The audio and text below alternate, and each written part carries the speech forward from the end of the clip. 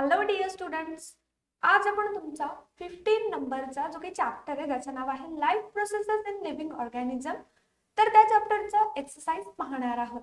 तर चला आपल्या आजच्या या एक्सरसाइजला आपण सुरुवात करूया. सुरुवातीला बघा question number first, match the pairs and explain, म्हणजे जोड्या जुळवा आणि ते एक्सप्लेन करा. यामध्ये कॉलम ए, कॉलम बी आणि एक्सप्लेनेशन असे 3 कॉलम आपल्याला या ठिकाणी बनवावे लागतील. त्यामध्ये बघा कॉलम ए मध्ये growth of pollen tube towards ovule. ओव्हिल्स कडे म्हणजे काही पोलन ट्यूबची ग्रोथ आहे तर ती ओव्हिल्स कडे वाढते, तर त्यामागचं नेमकं कारण काय किंवा ती मुवमेंट कशा प्रकारची आहे. तर कॉलम बी मध्ये त्याचा आन्सर आहे दॅट इज किमोट्रॉपिक मुवमेंट. आणि त्याचं एक्सप्लेनेशन बघा, जे काही पोलन ट्यूब आहे तर ती ग्रो होते कुठे, towards ovule due to presence of sugar of chemical in style. म्हणजे स्टाईल मध्ये जी काही शुगर असते, आता शुगर हा सुद्धा एक केमिकल आहे, म्हणून या मुवमेंटला आपण किमोट्रॉपिक मुवमेंट असं म्हणतो. सेकंड बघा growth of shoot system. Shoot सिस्टीमची जी काही ग्रोथ आहे तर ती कशा पद्धतीची आहे. So growth of shoot system is about phototropic movement. Photo म्हणजे काय, तर लाईट. तर जे काही एखादी वनस्पती तर त्या वनस्पतीची वाढ सूर्यप्रकाशाच्या दिशेने असते, म्हणूनच याला आपण फोटोट्रॉपिक मुवमेंट म्हणतो. So see here what will be the explanation. Shoot means stem and leaves grows towards the light means photo. त्यानंतरची नेक्स्ट पेअर आहे आपली that is growth of root system. Root सिस्टीमची जी काही ग्रोथ आहे तर ती कशी मुवमेंट आहे, तर ती ग्रॅव्हिट्रॉपिक मुवमेंट आहे. आणि त्याचबरोबर काय, तर त्याचबरोबर त्याचं एक्सप्लेनेशन असं की जे काही रूट आहे तर ते ग्रोथ्स टुवर्ड्स होतात कुठे, ग्रॅव्हिटी किंवा opposite side of the light. लाईटच्या विरुद्ध दिशेनं किंवा ग्रॅव्हिटीच्या दिशेनं ती जी काही रूटची ग्रोथ आहे ती होत असते, म्हणूनच त्याला आपण ग्रॅव्हिट्रॉपिक मुवमेंट म्हणतो. त्यानंतर नेक्स्ट आहे ग्रोथ टुवर्ड्स वॉटर, पाण्याकडे वाढ होते. So this is the hydrotropic movement. Hydro म्हणजे वॉटर, तर वॉटरकडे ते अट्रॅक्ट होते आणि वॉटरच्या दिशेने त्या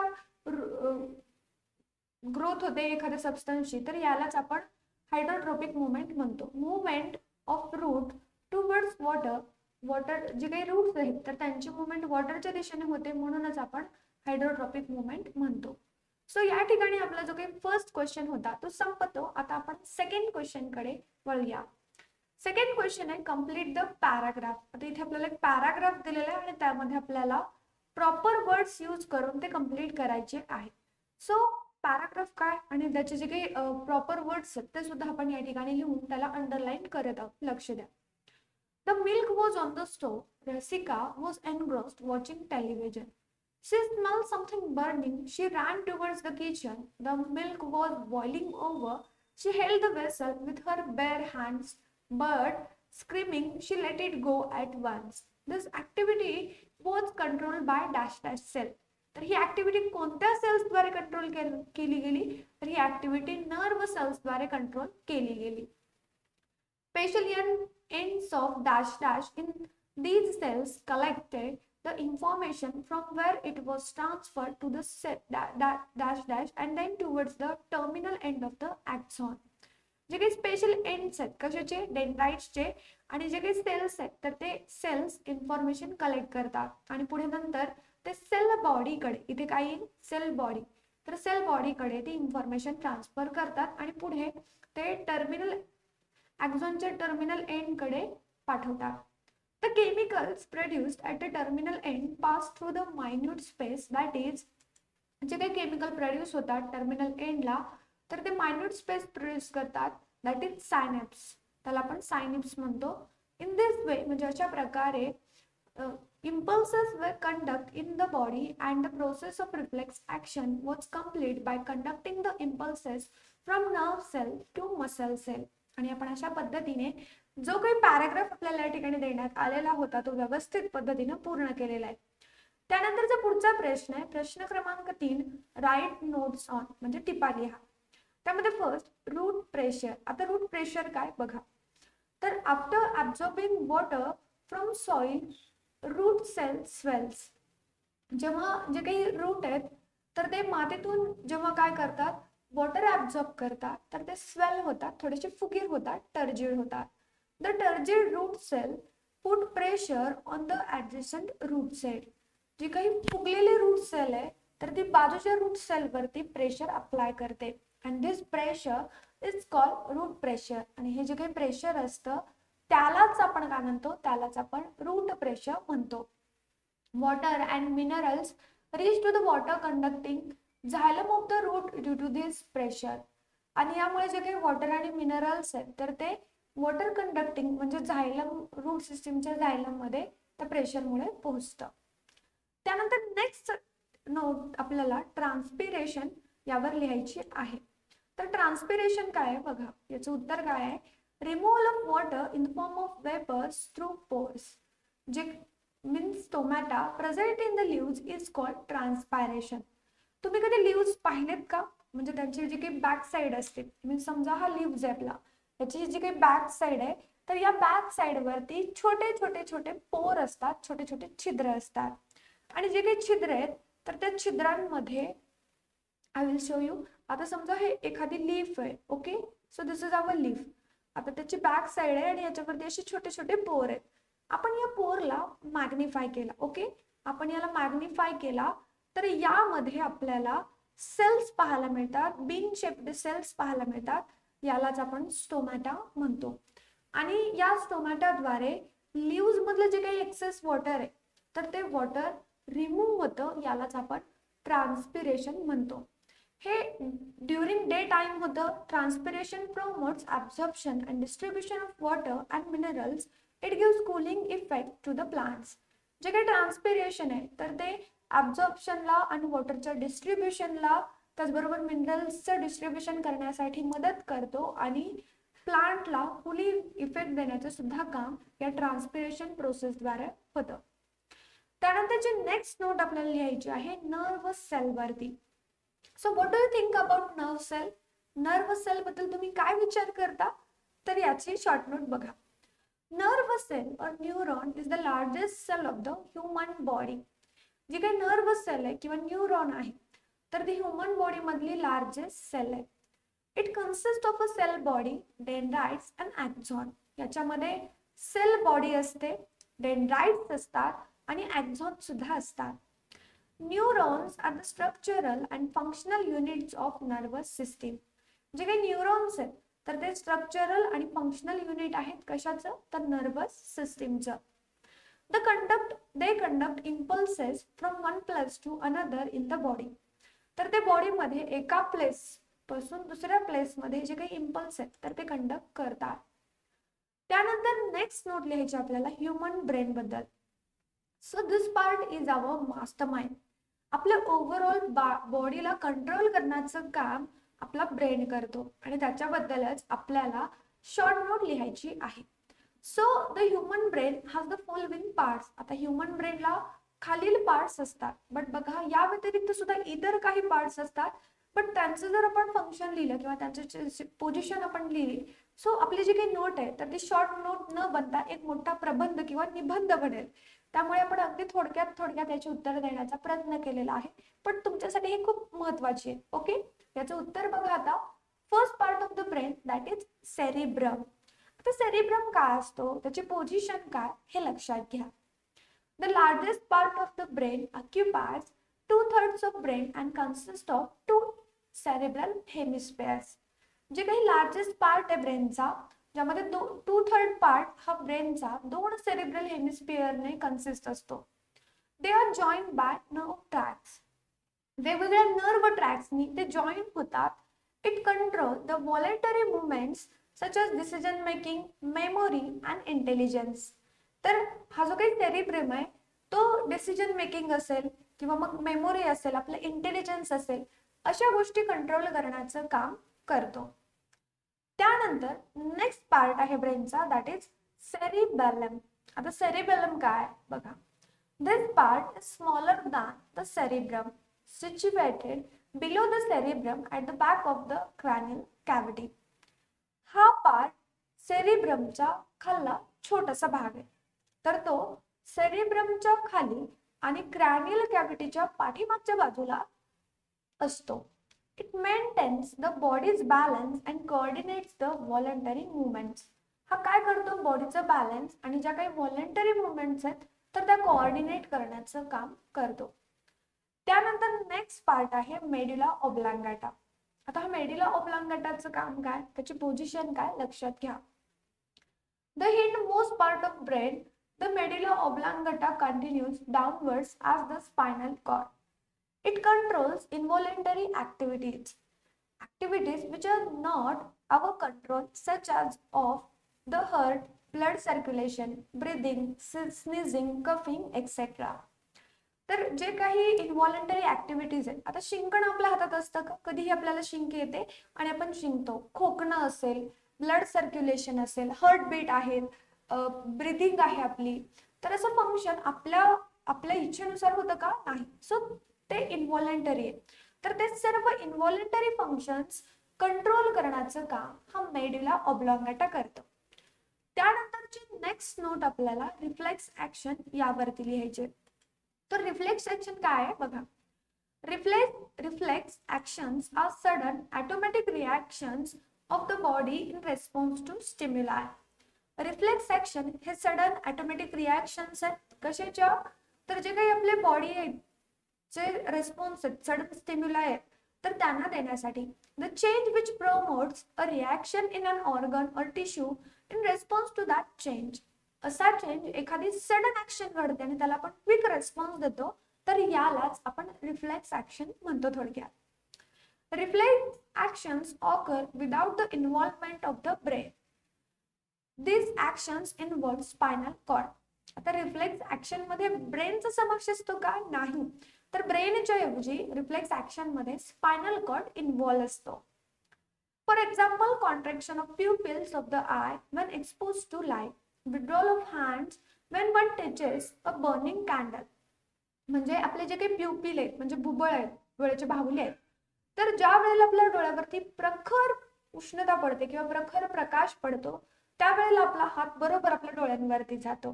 so this is a reflex action, sudden action to the response, किंवा सडन ऍक्शन, जे काही सडन ऍक्शन करतो आपण किंवा सडन चेंजेस होतात एन्व्हायरमेंटमध्ये, तर त्याला आपण क्विकली रिस्पॉन्स देतो, यालाच आपण रिफ्लेक्स ऍक्शन म्हणतो.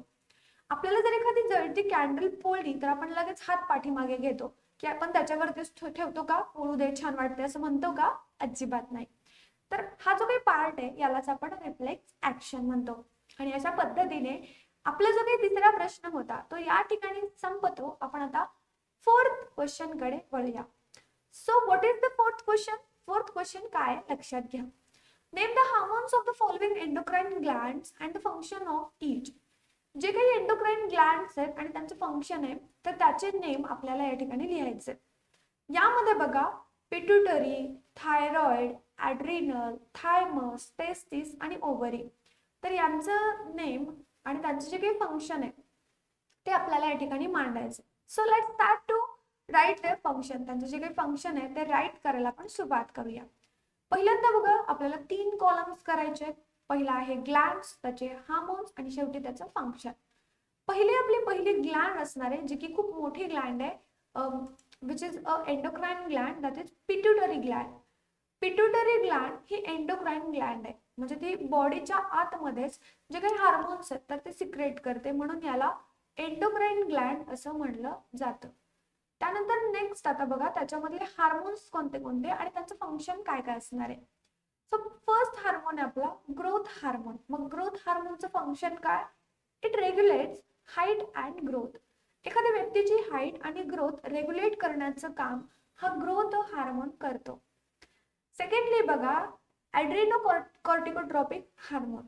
तर हा जो काही हार्मोन आहे तर हा हार्मोनचं फंक्शन काय, कंट्रोल्स द ॲड्रिनल ग्लँड. जे काही ॲड्रिनल ग्लँड आहे तर त्याला कंट्रोल करण्याचं काम हा ॲड्रिनोकॉर्टिकोट्रॉपिक हार्मोन करतो. त्यानंतर नेक्स्ट आहे थायरॉइड स्टिम्युलेटिंग हार्मोन. आता याचं फंक्शन काय, so this hormone controls the thyroid Gland. त्यानंतर आहे प्रोलॅक्टिन. आता या प्रोलॅक्टिनची एक विशेषता सांगते. हा प्रोलॅक्टिन मोस्टली फिमेल मध्येच आढळतो, मेल मध्ये हा प्रोलॅक्टिन असत नाही. सो प्रोलॅक्टिन काय, तर तो इट रेग्युलेट्स मिल्क प्रोडक्शन. जे काही मिल्क प्रोडक्शन असतं तर ते रेग्युलेट करण्याचं काम तो करतो. त्यानंतर नेक्स्ट हार्मोन आहे फॉलिकल स्टिम्युलेटिंग हार्मोन. तर फॉलिकल स्टिम्युलेटिंग हार्मोन काय करतो, stimulates ovary to produce estrogen and release of egg. तर फिमेल मध्ये जे काही ओव्ह्युलेशन होतं तर त्या प्रोसेसला फॉलिकल स्टिम्युलेट करतो. त्यानंतरचा नेक्स्ट हार्मोन आहे ल्युटिनायझिंग हार्मोन. आता ल्युटिनायझिंग हार्मोन काय करतो बघा, stimulate ovaries to produce the corpus luteum for ovulation from ruptured follicle. जे काही खराब झालेले फॉलिकल्स आहेत, रप्चर फॉलिकल्स आहेत, तर त्यापासून कॉर्पस ल्युटियम बनवण्यासाठी हा ल्युटिनायझिंग हार्मोन मदत करतो.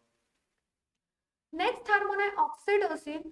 ऑक्सिटोसिनचं काम काय बघा, तर oxytocin contracts uterus during child birth. म्हणजे बाळाचा जन्म होताना युटेरसचे जे काही कॉन्ट्रॅक्शन आणि रिलॅक्सेशन आहे तर त्यासाठी हा ऑक्सिटोसिन त्याला मदत करतो. त्यानंतरचा नेक्स्ट हार्मोन आहे अँटीडायरेटिक हार्मोन. आणि हा जो काही अँटीडायरेटिक हार्मोन आहे तर हा काय करतो, so it रेग्युलेट्स water level in the body. Body मधले जे काही वॉटर लेवल आहे तर त्याला रेग्युलेट करण्याचं काम हा अँटीडायरेटिक हार्मोन करतो. त्यानंतर पुढे बघा, पुढची ग्लँड कोणती, पुढची ग्लँड आहे थायरॉइड ग्लँड. त्याचा हार्मोन कोणता, थायरॉक्सिन. आणि तो काय करतो, so it controls body growth and metabolism, maintains calcium. तर तो बॉडी ग्रोथ आणि मेटाबॉलिझम मेंटेन्स करतो. त्यानंतर एक कॅल्सिटोनिन. आता कॅल्सिटोनिन काय करतो, कॅल्शियम आणि फॉस्फरसचं बॉडी मधले जे काही बॅलन्स आहे तर ते बॅलन्स कंट्रोल मेंटेन करतो, कंट्रोल करतो. त्यानंतरची नेक्स्ट ग्लँड ॲड्रिनल ग्लँड. तर ॲड्रिनल ग्लँड मधलं फर्स्ट काय, तर ॲड्रिलिन हा काय करतो, so adrenaline it is a stress hormone. It controls behaviour during emergency and emotional situation. जे काही स्ट्रेस असतो तर तो स्ट्रेस मेंटेन करण्याचं, तो बॅलन्स करण्याचं, कंट्रोल करण्याचं काम, किंवा इमर्जन्सी आणि इमोशनल सिच्युएशन मध्ये आपलं बिहेवियर कसं असायला हवं हे सुद्धा कंट्रोल करण्याचं काम हा ॲड्रिलिन हार्मोन करतो. त्यानंतर आहे नॉर ॲड्रिलिन. आता नॉर ॲड्रिलिनचं काम काय, it maintains balance of sodium and potassium and stimulates metabolism. त्यानंतर नेक्स्ट आहे थायमस. थायमस ग्लँड काय, कोणता हार्मोन रिलीज करतो, थायमोसोन. आणि मग त्याचं फंक्शन काय, it is part of body defence which gives immunity. हा बॉडी डिफेन्सचं काम करतो ज्यामुळे आपल्याला इम्युनिटी मिळते. त्यानंतर नेक्स्ट ग्लँड आहे टेस्टिस आणि त्याचा हार्मोन आहे टेस्टोस्टेरॉन. त्याचं फंक्शन काय, stimulates growth of secondary sexual characters. जे काही सेकंडरी सेक्शुअल कॅरेक्टर्स आहेत मेलमध्ये, दॅट इज त्यांना बियर्ड येणं, मुस्टॅच येणं, प्युबिक हेअर्स आहेत, तर असे सर्व सेकंडरी सेक्शुअल कॅरेक्टर्स कंट्रोल करण्याचं काम टेस्टोस्टेरॉन करतो. त्यानंतर लास्ट बघा, लास्ट ग्लँड आहे ओव्हरी. आणि ओव्हरी इस्ट्रोजन नावा आणि प्रोजेस्टेरॉन दोन हार्मोन्स रिलीज करते. त्यामध्ये इस्ट्रोजन काय बघा, तर estrogen is responsible for female sexual characteristics like breast growth, growth of pubic and underarm hairs. आणि progesterone prepares the uterus for pregnancy. तर हा क्वेश्चन या ठिकाणी आपला संपतो, ज्यामध्ये आपण ग्लँड्स, हार्मोन्स आणि त्यांचे फंक्शन्स अगदी व्यवस्थित पद्धतीने समजून घेतलेले आहेत. त्यानंतरचा आपला नेक्स्ट क्वेश्चन असणार आहे question number 5, that is draw and label the diagrams. जे काही इथे आपल्याला देण्यात आलेले डायग्राम्स आहेत ते आपल्याला ड्रॉ करायचे आहेत आणि त्यांना लेबल सुद्धा करायचं आहे. तर बघा कोणत्या कोणत्या डायग्राम्स आपल्याला काढायचे आहेत. त्यामध्ये firstly we have to draw human endocrine glands, त्यानंतर ह्युमन ब्रेन, मग नेफ्रॉन, त्यानंतर नर्व सेल आणि मग ह्युमन एक्सक्रिटरी सिस्टीम. एवढ्या डायग्राम्स आपल्याला विथ लेबलिंग काढायच्या आहेत. सो फर्स्ट डायग्राम आहे आपली ह्युमन एंडोक्राइन ग्लँड. तर ह्युमन बॉडीमध्ये बरेचसे एंडोक्राइन ग्लँड्स आहेत तर त्या आपण या ठिकाणी या डायग्राम मध्ये काढलेल्या आहेत. सो हायपोथॅलॅमस आहे, pineal body, pituitary Gland, thyroid Gland आणि पॅराथायरॉइड ग्लँड आहे, थायमस, ॲड्रिनल ग्लँड्स, ओव्हरी आणि टेस्टिस. अशा एंडोक्राइन ग्लँड्स ह्युमन बॉडीमध्ये आपल्याला पाहायला मिळतात. त्यानंतरची नेक्स्ट डायग्राम आहे आपली दॅट इज ह्युमन ब्रेन. आता थोडेसे कॉम्प्लिकेटेड डायग्राम्स आहेत, बट तुम्ही जेव्हा या डायग्रामची प्रॅक्टिस कराल तर तुमच्यासाठी ह्या खूप इझी असतील. त्यामुळे एखादी डायग्राम ही 4 ते 5 वेळेस काढा किंवा ती परत परत रिवाइज करा किंवा त्या डायग्राम काढून अशा ठिकाणी ठेवा ज्या ठिकाणी तुम्हाला त्या सातत्याने दिसल्या पाहिजेत. ओके, त्यामुळे काय होईल तर या डायग्राम्स तुमच्या व्यवस्थितपणे लक्षात राहतील. आणखी एक गोष्ट लक्षात घ्या, जर तुम्हाला हे डायग्राम्स व्यवस्थितपणे समजल्या, तुम्हाला डायग्राम्स काढता आल्या, तर डायग्राम वर तुम्हाला टोटल त्यांचे जे काही आन्सर्स आहेत, उत्तर आहे, तर ते खूप छान पद्धतीने लिहिता येतात, रिप्रेझेंट करता येतात. त्यामुळे जे काही डायग्रामचे क्वेश्चन्स असतात ते मोस्टली करत चला. त्यानंतरची नेक्स्ट डायग्राम असणार आहे आपली नेफ्रॉन बद्दल. तर जे काही नेफ्रॉन आहेत, तर नेफ्रॉन हे आपल्या किडनीचं फंक्शनल युनिट आहे. डू यू नो दॅट की नेफ्रॉन हे फंक्शनल युनिट आहे किडनीचं. सो नेफ्रॉन एक्सक्रीशन साठी मदत करतात, ते फिल्टर द युरिन. तर नेफ्रॉनचं जे काही स्ट्रक्चर आहे तर ते अशा पद्धतीचं आहे. त्यामध्ये बघा glomerulus Bowman's capsule, PCT, DCT, loop of Henle आणि युरेटरला तो कनेक्ट असतो. तर अशी त्याची रचना आहे. त्यानंतर नेक्स्ट असणार आहे आपली डायग्राम. आता ही डायग्राम तर तुम्ही व्यवस्थितपणे पाहिलेलीच आहे. सो ड्रॉ दिस डायग्राम, ही डायग्राम व्यवस्थितपणे काढा अँड लेबल इट. त्यानंतरची नेक्स्ट डायग्राम आहे आपली नर्व सेलची. आता नर्व सेल कशा पद्धतीचे इथे बघा. तर जी काही नर्व सेल तर ती कॉमन आहे, म्हणजे अशा आता नर्व सेलचे खरं तर खूप प्रकार आहेत, पण त्यापैकी कॉमन नर्व सेलचे डायग्राम म्हणून या टिपिकल डायग्राम कडे बघितलं जातं.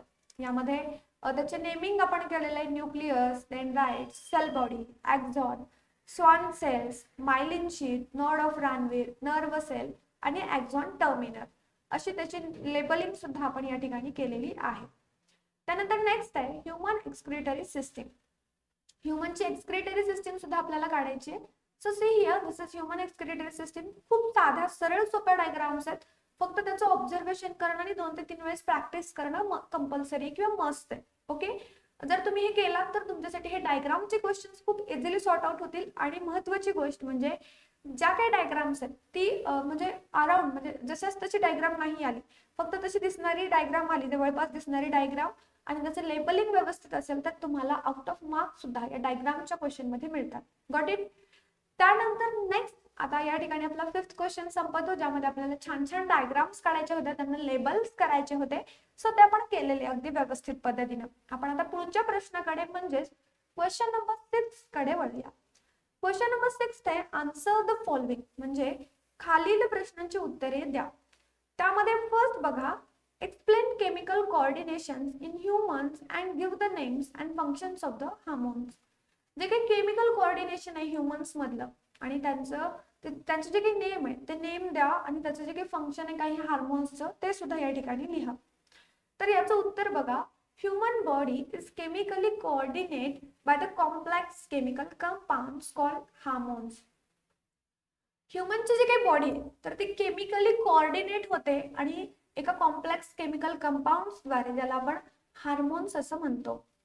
They are secrete bye endocrine glands. जे काही एंडोक्राइन ग्लँड्स आहेत तर ते त्याद्वारे सिक्रीट केले जातात. फॉर एक्झाम्पल थायरॉइड ग्लँड आहे, पिट्युटरी ग्लँड, ॲड्रिनल ग्लँड, असे बरेचसे एंडोक्राइन ग्लँड्स आपल्या ओव्हरऑल बॉडीमध्ये प्रेझेंट आहेत. Hormones are released directly into blood circulation and transport to target organ for chemical coordination. जे काही हार्मोन्स आहेत तर ते हार्मोन्स डायरेक्टली ब्लड सर्क्युलेशन मध्ये रिलीज केले जातात आणि त्यांचे ट्रान्सपोर्टेशन जे काही टार्गेट ऑर्गन असणार आहे आपला तर त्यामध्ये केलं जातं केमिकल कोऑर्डिनेशन साठी. त्यानंतर बघा, सम ऑफ द हार्मोन्स आर, त्याच्यापैकी काही हार्मोन्स इथे आपण दिलेले विथ देअर फंक्शन. फर्स्ट आहे ग्रोथ हार्मोन. तर ग्रोथ हार्मोन काय करतो, it रेग्युलेट्स height and growth of human body. Human बॉडीची जी काही हाईट आहे किंवा ग्रोथ आहे तर ती रेग्युलेट करण्याचं काम हा ग्रोथ हार्मोन करतो. त्यानंतर नेक्स्ट आहे थायरॉक्सिन. थायरॉक्सिनचं फंक्शन काय, it stimulates tissue metabolism and maintains basic metabolic rate. जे काही टिश्यू मेटाबॉलिझम आहे तर ते स्टिम्युलेट करणं आणि जे काही बेसिक मेटाबॉलिक रेट आहे तर ते सुद्धा मेंटेन करण्याचं काम हा थायरॉक्सिन करतो. त्यानंतर नेक्स्ट आहे ॲड्रिलिन. ॲड्रिलिनचं फंक्शन काय, इट इज स्ट्रेस हार्मोन. हा स्ट्रेस हार्मोन आहे. It controls behaviour during emergency and emotional situation. तर आपण ज्या वेळेला इमोशनल सिच्युएशन मध्ये असतो तर त्यावेळेला आपलं जे काही बिहेवियर आहे तर ते कंट्रोल करण्याचं काम हा ॲड्रिलिन करतो. त्यानंतर नेक्स्ट आहे क्वेश्चन नंबर 2 त्यामधला, explain the difference between the excretory system of humans and plants. तर ह्युमन बॉडीमध्ये आणि प्लांट बॉडीमध्ये जी काही एक्सक्रेटरी सिस्टीम प्रेझेंट आहे तर त्याच्यामधला डिफरन्स आपल्याला या ठिकाणी स्पष्ट करायचा आहे. So say here removal of waste product from body is called excretion. आपल्या ओव्हरऑल बॉडीमधून जे काही वेस्ट प्रोडक्ट्स आहेत तर ते रिमूव्ह करणं यालाच आपण एक्सक्रीशन म्हणतो. Excretion is carried out by excretory system. आता एक्सक्रीशन ही ओव्हरऑल प्रोसेस एक्सक्रीटरी सिस्टीम द्वारेच कॅरी आउट केली जाते. The primary components of excretory systems are kidneys and the ureter and urinary bladder and the urethra. Human मधले primary components excretory सिस्टीमचे कोणते कोणते? Kidney आहे, युरेटर आहे, युरिनरी ब्लॅडर आहे आणि युरेथ्रा सुद्धा आहे. When blood reaches the kidneys useful substances are absorbed back into blood, while the waste materials are dissolved in water and removed from the body in the form of urine. तर जे काही blood आहे जे की kidney मध्ये पोहोचतं त्यामध्ये useful substances absorb केले जातात ब्लड मध्ये परत, आणि जे काही वेस्ट मटेरियल आहे ते वॉटर मध्ये डिझॉल्व्ह होतात आणि बॉडीमधून आपल्या बॉडीमधून युरिनच्या मार्फत रिमूव्ह केले जातात. पण प्लांट्स मध्ये अशी एक्सक्रीटरी सिस्टीम डेव्हलप झालेली नाही. सो मग ते कशा पद्धतीने त्यांचे एक्सक्रीशन प्रोसेस करतात? See here. Plants remove waste materials by various process as they do not have any excretory system. त्यांच्याकडे एक्सक्रीटरी सिस्टीम अवेलेबल नसताना सुद्धा प्लांट्स त्यांच्या बॉडीमधले जे काही वेस्ट प्रोडक्ट्स आहेत तर ते वेगवेगळ्या पद्धतीने रिमूव्ह करतात. For example, oxygen a by product of photosynthesis is remove through stomata. जे काही ऑक्सिजन आहे ते बाय प्रोडक्ट आहे कशाचं? फोटोसिंथेसिसचं. तर ते स्टोमॅटाद्वारे रिमूव्ह केलं जातं. त्यानंतर नेक्स्ट आहे, most of the waste substances of plants are stored in vacuoles of leaf cells and in flowers, fruits and bark of the stem. जे काही most of the waste substances आहेत प्लांट्सचे तर ते स्टोअर केले जातात कुठे? लीफच्या व्हॅक्युअल सेल्स मध्ये, फ्लावर सेल्स मध्ये, फ्रुट्स मध्ये आणि बार्क ऑफ द स्टेम मध्ये. Some waste materials are stored in xylem in the form of resin and gum. काही वेस्ट मटेरियल हे झायलम मध्ये सुद्धा स्टोअर केले जातात in the form of gum, ज्याला आपण डिंक म्हणतो. तर बऱ्याचशा बाबळीच्या झाडावरती आपल्याला डिंक पाहायला मिळतो तर त्याचे मार्केट व्हॅल्यू आहेत, but it is a waste product from the plants. Plants मधला तो वेस्ट प्रोडक्ट आहे आणि आपल्यासाठी तो खूप उपयोगाचा ठरतो. Some waste materials excrete through roots into the surrounding soil. काही वेस्ट मटेरियल्स हे रूट द्वारे आजूबाजूच्या परिसरामध्ये एक्सक्रीट केले जातात. त्यानंतरचा नेक्स्ट क्वेश्चन आहे तिसरा, explain coordination in plants with the help of suitable examples. जे काही सुटेबल एक्झाम्पल्स आहेत तर त्यांच्या मदतीने प्लांट्स मधलं जे काही कोऑर्डिनेशन आहे ते आपल्याला एक्सप्लेन करायचं आहे. त्यामध्ये बघा, nervous system and muscular system brings movement in animals. जी काही नर्वस सिस्टीम आहे किंवा मस्क्युलर सिस्टीम आहे तर ते काय करते? तर ॲनिमल्स मध्ये काही मुवमेंट्स आणते. These systems are present in plants. ही जी काही सिस्टीम आहे तर these systems are absent in plants. तर अशा सिस्टीम प्लांट्स मध्ये अब्सेंट असतात. It doesn't mean that plant do not show movement. याचा अर्थ असा होत नाही की प्लांट हालचालच करत नाही. Plants also show movements. Plant सुद्धा मुवमेंट्स दाखवतात. Called growth movements. त्यांना आपण ग्रोथ मुवमेंट्स असं म्हणतो. The plant hormones or growth regulators bring about coordination in plants. जे काही प्लांट हार्मोन्स आहेत तर ते त्यांच्या प्लांट मध्ये ग्रोथ रेग्युलेट करतात, प्लांट मध्ये कोऑर्डिनेशन घडवून आणण्याचं सुद्धा काम त्या ठिकाणी करतात. For example, auxin it promotes growth in the stem and root. त्यानंतर gibberellin it promotes seed germination. Next आहे cytokinin it promotes cell division. and lastly abscisic acid it prevents seed germination. या ठिकाणी आपला जो काही 6th क्वेश्चन होता तोही संपतो. आपण आता 7th क्वेश्चन कडे वळूया. 7th क्वेश्चन आहे, explain in your on words with suitable examples. Suitable example, योग्य ती एक्झाम्पल तुमच्या स्वतःच्या शब्दामध्ये एक्झाम्पल्स देऊन तुमच्या स्वतःच्या शब्दांमध्ये प्रश्नांची उत्तरे द्या. त्यामध्ये फर्स्ट आहे, what is mean by coordination. Coordination म्हणजे काय? तर बघा, the working together of various organs of the body of an organism in a proper manner to produce An appropriate reaction to the changes in the environment is called coordination. तर आपल्या बघा आजूबाजूला बरेचसे changes होतात आणि त्या चेंजेसला आपण appropriate reaction करतोय आणि हे जे काही एन्व्हायरमेंटल मधले चेंज आहेत त्यांना आपण प्रॉपर रिस्पॉन्स देतोय, तर यालाच आपण कोऑर्डिनेशन असं म्हणतो. In humans, coordination is done by the nervous system and the endocrine system. Humans मध्ये हे जे काही कोऑर्डिनेशन आहे तर ते नर्वस सिस्टीम आणि एंडोक्राइन सिस्टीम द्वारे कंप्लीट केलं जातं किंवा त्यांच्या मदतीनं पूर्ण केलं जातं. Neurons and hormones together bring growth and movements in humans. जे काही न्यूरॉन्स आहेत, हार्मोन्स आहेत, तर ते आपल्याला टुगेदर म्हणजे एकत्रितपणे ग्रोथ आणतात आणि ह्युमन्स मध्ये मुवमेंट्स करतात. But in plant hormones such as auxin, cytokinin bring coordination. प्लांटमध्ये जे काही प्लांट हार्मोन्स आहेत तर त्याच्या मदतीने त्यांच्यामध्ये कोऑर्डिनेशन झालेलं आपल्याला पाहायला मिळतं. त्यानंतर नेक्स्ट आहे, how does excretion occur in human beings. Human beings मध्ये एक्सक्रीशन कशा पद्धतीनं ऑकर होतं. See here what will be the answer. The primary components of the excretory system are the kidneys. जे काही प्रायमरी कंपोनेंट्स आहेत excretory सिस्टीमचे ते म्हणजे किडनीज आहेत. The kidney is made up of its unit called nephron. Kidney हे छोटे छोटे स्मॉल युनिट्सने बनलेलं असतं, त्यालाच आपण नेफ्रॉन म्हणतो. When blood reaches the kidneys, nephron filter blood. जेव्हा ब्लड किडनीमध्ये पोहोचतं त्यावेळेला जे काही नेफ्रॉन आहे तर ते ब्लड फिल्टर करतं. The useful substances are absorbed back into the blood. जे काही युजफुल सबस्टन्सेस आहेत तर ते ब्लड मधून ऍब्सॉर्ब बॅक केले जातात. While the waste materials are dissolved in water and removed from the body in the form of urine. जे काही वेस्ट मटेरियल आहे जे की in the form of water dissolve झालेले असतात तर ते युरिनद्वारे आपण आउट ऑफ द बॉडी टाकतो. With the help of ureter, urinary bladder and urethra the urine is discharge. आणि बघा या ठिकाणी युरेटर, युरॅनरी ब्लॅडर आणि युरेथ्रा यांच्यामध्ये मदतीने युरिन डिस्चार्ज केलं जातं. त्यानंतर नेक्स्ट आहे, how is excretion in plants useful to human beings. Human being साठी प्लांट मधलं एक्सक्रीशन कशा पद्धतीने उपयोगाचं आहे. तर बघा प्लांट्स असे असतात की ज्यांचे वेस्ट प्रोडक्ट्स म्हणजे त्यांचे एक्सक्रीटरी प्रोडक्ट सुद्धा आपल्यासाठी खूप उपयोगाचे पडतात आणि तरी सुद्धा आपण प्लांट्स कट करतो, डिफॉरेस्टेशन करतो, असे प्रकार सातत्याने होत राहतात.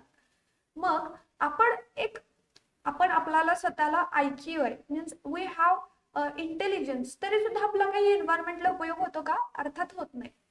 पण या प्लांट्सचे जे काही वेस्ट प्रोडक्ट्स आहेत ते सुद्धा ह्युमन बीइंग साठी खूप उपयोगाचे आहेत आणि ते कोणते कोणते तर बघा. The excretory products of plant such as rubber, wax, gums, resins, all these products are used by humans in their daily activities. तर वेगवेगळ्या ज्या काही ऍक्टिव्हिटीज आहेत, फॉर एक्झाम्पल वॅक्स आहे, रबर आहे, गम आहे किंवा रेझिन आहेत, तर ते आपण डे टू डे लाईफ मध्ये वापरतो. त्यानंतरचा last question, that is question number 4. Describe the transportation system in plants. Plants मध्ये ट्रान्सपोर्टेशन सिस्टीम कशा पद्धतीने वर्कआउट करते हे आपल्याला डिस्क्राइब करायचे. आपल्याला आपल्या घरामध्ये पाणी कशा पद्धतीने येतं, तुम्ही म्हणाल मॅम पाईपद्वारे येतं. मग पाईपद्वारे येतं, so this is what, this is transportation of water. वॉटरचं काय आहे ते ट्रान्सपोर्टेशन आहे. तर यामध्ये बघा, तर प्लांट मध्ये अशा पद्धतीचं ट्रान्सपोर्टेशन कशा पद्धतीने होतं लक्ष द्या. The transport system in plants consists of xylem and phloem. तर या प्लांट कडे दोन वेगवेगळ्या प्रकारच्या मोटर्स असतात, म्हणजे थोडक्यात सेल्स असतात.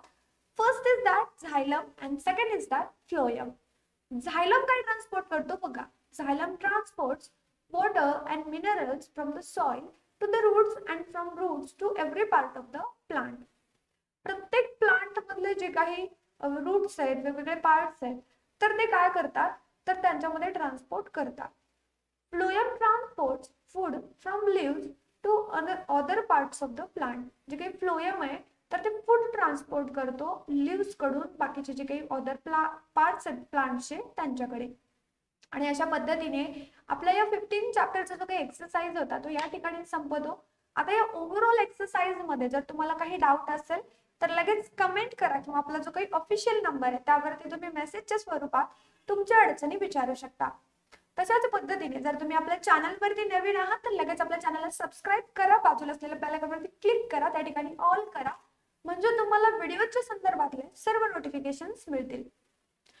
त्याचबरोबर आपले लाईव्ह क्लासेस अटेंड करण्यासाठी आपला जो काही ऑफिशियल नंबर आहे, आपले लाईव्ह क्लासेस अटेंड करण्यासाठी आपला जो काही सेकंड चॅनल आहे त्याचं नाव आहे गुरुवारी अकॅडमी लाईव्ह चॅनल, तर त्याला सुद्धा सबस्क्राईब करून ठेवा. फ्रेंड्स, आपले बरेचसे सोशल मीडिया अकाउंट्स आहेत आणि त्यांच्या लिंक्स तुम्हाला या व्हिडिओच्या डिस्क्रिप्शन बॉक्समध्ये मिळतील, त्याही ठिकाणी तुम्ही जॉईन होऊ शकता.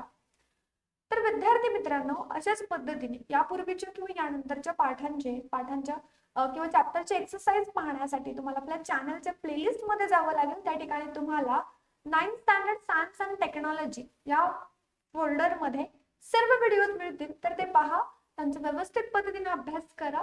लवकरच भेटू आपण पुढच्या व्हिडिओमध्ये नवीन भागासोबत. तोपर्यंत बाय गाईज, टेक केअर.